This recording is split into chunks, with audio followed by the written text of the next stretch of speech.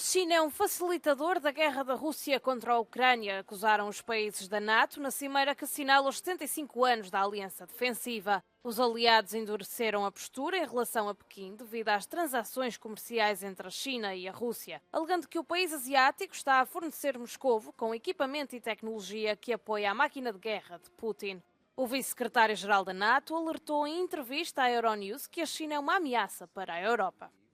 A lot of Russia's reconstitution of its armed forces is coming via China. So China is a major enabler, the enabler of Russia's war against Ukraine. We see Iran, we see North Korea, we see a coordination among these countries and Belarus and a few others.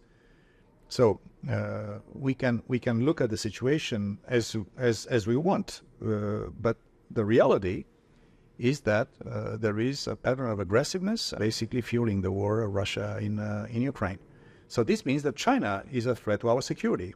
It means that, of course, they put challenges in many other places, but for us, with war in Europe, China, Iran, Korea helping Russia so dramatically in waging war against Ukraine, against European security, makes China, a partner of Russia that is seen by NATO with more severity than before. China has responded essentially saying this is very provocative language. Where will this lead to? And I have to say that the language that we have adopted is also, a more clear language, but also a careful language. We're not declaring China as our enemy. It is not. They are a serious challenge to European security, and this is a fact. And of course, the fact that there is no limit partnership between Russia and China is deepening and becoming more complex, together with the other countries like Iran and North Korea, is adding these issues. Of course, you have not seen in our statement, in our final declaration, any direct actions by NATO, because we are a security organization. Well, we're seeing in Gaza children having their arms and legs amputated with no anaesthetic, starvation, dozens of children being killed every single day, and no criticism from NATO countries, despite the fact that they say they promote the rules-based system. Is there double standards in this?